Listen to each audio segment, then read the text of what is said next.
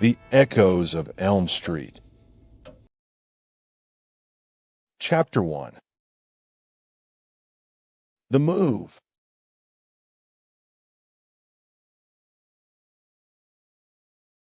As I pulled up to the modest house on Elm Street, a sense of hope washed over me. A chance for a fresh start after the devastating loss of my parents in a tragic accident. The old Victorian seemed to whisper tales from another era as I stepped out onto the cracked sidewalk, dust kicking up beneath my feet. The neighborhood was quiet and still, a stark contrast to the chaos that had consumed my life for months. As I lugged suitcases through the front door, an unsettling chill crept down my spine despite the muggy autumn air clinging to me like a damp shroud. This house, this place, held a secret. The realtor's hasty warnings echoed in my mind. Tales of strange occurrences and an unsettling atmosphere that had driven away its previous occupants. Yet, it was here I sought solace. The worn wooden floorboards creaked beneath each step as I explored the labyrinthine layout. Every door slamming shut like an unseen presence watching me from the shadows. Shadows flickered at the edge of my vision when I turned off the lights. It wasn't just the old house that needed renovation. It was me too. New beginnings are supposed to be filled with hope and promise, not dread. In the days that followed, adjusting to my new reality proved a slow crawl. Every morning, I'd wake before dawn, poring over stacks of books in the musty library. I turned to the office to distract myself from memories of my parents' voices fading into silence. In the evenings, the whisper began. It started as a soft murmur, barely audible. "Leave now," it seemed to say, or was that just my imagination? I'd toss and turn, heart pounding with every creak outside. Each groan would threatening to shatter the fragile illusion of solitude. One fateful night, it pierced through sleep like a shard of ice. Run. No longer a murmur, but an urgent plea. Breath came in short gasps as I sat bolt upright. Was it the house settling? A stray animal? The loneliness played tricks on my mind. Maybe these sounds were more than old wooden beams protesting their existence. I grabbed a pen and paper, hunching over the kitchen table to capture this madness before sanity slipped away. Midnight scribbled across the page. Run. Run from what? Frustration etched lines on my palm as I rubbed them out, unsure if I was seeking answers or trying to drown out the growing sense of dread that had taken up residence in my soul. The paper crackled with age as it tore under my grip. The sound echoed through the silent house like a scream. Morning light chased away nightmares and the haunting voice, but didn't erase them. After weeks of restless nights, I ventured out into town for supplies and local gossip. Over coffee at the cozy diner near Elm Street, eyes roamed over me as if sizing up this outsider who had stumbled upon their turf. Whispers flew about a man who'd lived in the house before. Mr. Finchley, his obsession with the occult, his dark rituals, sending spirits astray and souls astray. Spirits? Rituals? These weren't tales spun to scare off newcomers, but truth whispered among locals. My research revealed little of Mr. Finchley, just an empty lot on the property records. One evening, as I pored over books in the library, a gust of wind rustled pages. Pages that had been still for hours. And then it happened. They're waiting. A cold sweat broke out beneath my jacket's thin fabric. The words seared themselves onto my retina like frost on a winter window pane. Shaking, I closed each tome with unsteady hands. It wasn't me. The house was haunted or losing its mind. I had to be wrong. Yet that night, the whisper returned, insistent and close enough to kiss my ear. The room's darkness seemed to have substance now. Tendrils of shadow stretching like skeletal fingers towards me. Shadows danced around the walls as I cowered on the couch, a candle's flame sputtering in protest against this unnatural presence. Leave. Run? Leave what? My mind raced with the tales of ghosts and demons that had once been merely stories. The first few days blurred into weeks as I struggled to find logic in the cacophony surrounding me. And then there were the faces outside my window at night. Pale, faceless silhouettes pressed against panes like specters trapped by an invisible force field. No curtains, no reflection of moonlight or streetlights could explain them. The faces drew closer still, their mouths contorted in silent screams that left me shivering beneath layers. As I huddled with a dented flashlight, one night's vigil was broken by footsteps outside the room. Fumbling for the door handle, my heart in my throat, I swung it open to find nothing but an overgrown yard and tangled undergrowth. Yet as I retreated back into my sanctuary of light, the whispering returned. It was never more urgent than that moment. Get out. The shadowy visages materialized in the glass. Ethereal hands clawed at the pane from both sides before dissipating with a sigh. In desperation, I scribbled down every occurrence, seeking order. As I penned the final line of my journal entry, an unmistakable voice pierced the night sky. A single word that made me blood run cold. Liam. The shadowy figures had been watching more than just this house. They knew my name. Each morning brought another item checked from shelves or drawers.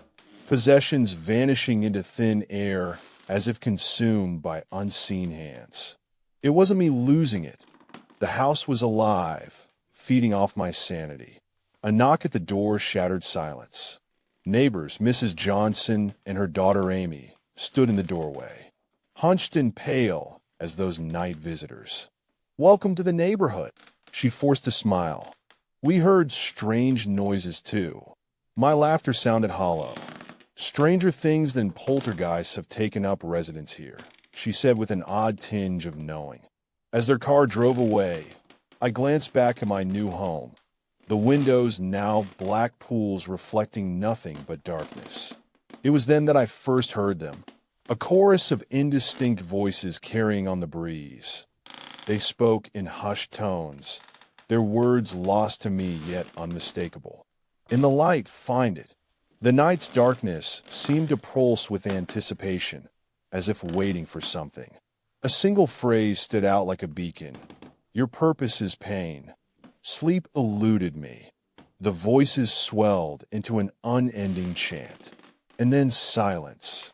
A lone whisper broke through the stillness. "Liam, find it in the light."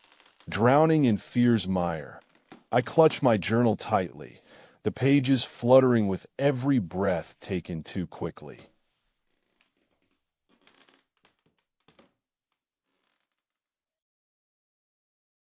Chapter 2. The Visitor.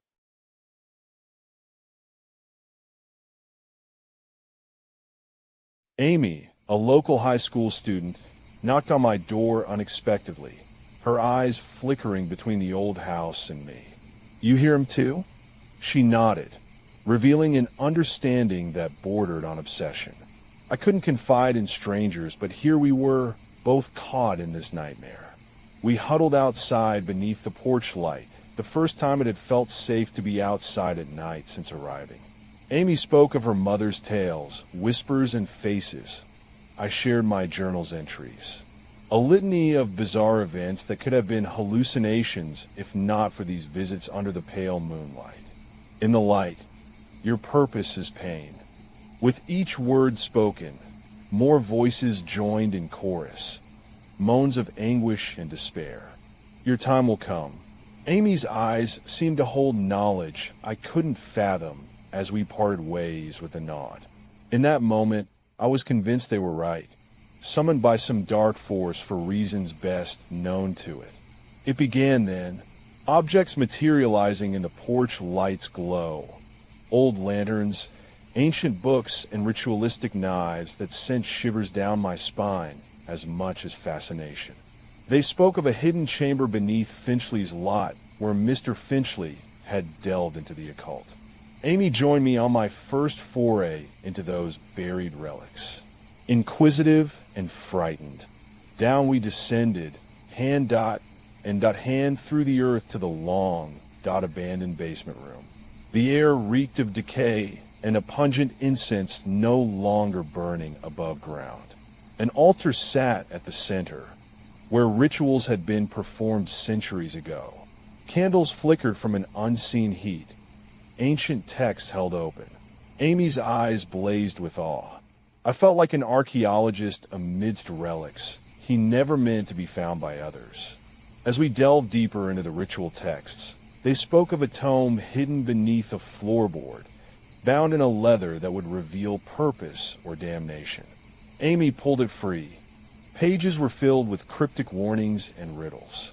You have but 3 days. Seek illumination.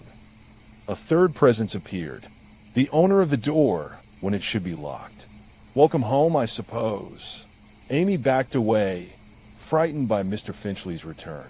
His tattered robes brushed against my skin like ice as he closed in. We had disturbed something. The room was a trap. Each night, he let loose entities, forcing me to fulfill some dark prophecy. I returned for the hidden tome, while Finchley watched with eyes that were not his own. They spoke of pain and purpose, tormenting me until dawn's approach. I needed answers. Amy stood transfixed as Finchley's form dissipated into smoke. A harbinger? In the attic room, a tattered tome awaited me.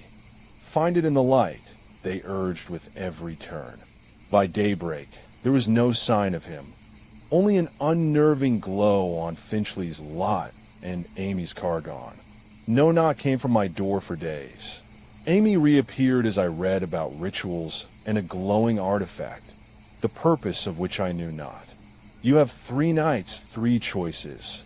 The tome spoke of light, daybreak's illumination, or nightfall when the veil thinned. At dusk, Amy appeared on Finchley's overgrown lot with 2 artifacts, a candle and a blood-to-tip dagger. Her eyes bore a morbid desire to witness what she'd unleashed. Make your choice tonight. I stood beneath that attic room in full daylight. No faces now, only the echoes of my own heart pounding out a funeral march. I clutched the blade and an unlit torch as night descended, Finchley's landmass a smoldering ruin, yet nothing moved. They were watching from the darkness, a silent gauntlet of onlookers with the weight of centuries. In that moment, all fell still. Then the ritual began. The wind died. A light materialized, bathing me in its radiant glow. Finchley's artifacts had led us to this moment. I chose it and stepped into daybreak, a stranger who'd lost his place among the living, my hands aglow with an eldritch force. The faces from my window days ago appeared on Finchley's property as they vanished, leaving the scent of smoke and a burning lot in their wake. And then I was running down Elm Street, blood trailing from my palms where fire had danced. A small house stood before me. Amy, her eyes wide, and in that moment, I knew nothing but pain could fulfill Finchley's dark legacy.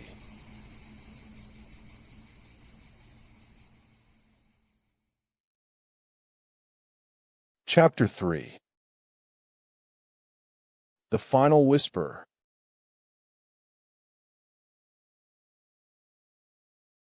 In the days that followed, a gauntlet of faces roamed town. Finchley's occult creations, drawn to my blood like moths. They'd come for me. There was little time left to unravel the tome before nightfall. A cryptic riddle led us through hidden tunnels to Finchley's lot, where shadows dance and light is born. It opened upon the ancient tome, a key to an artifact hidden long ago by the Keeper of Pain. Amy spoke of Finchley as she stood in the doorway, blood that streaked and trembling. As I read on, the air filled with a cacophony of anguish. Shadows crept from Finchley's lot into town, dragging Amy down as they went. I could hardly see.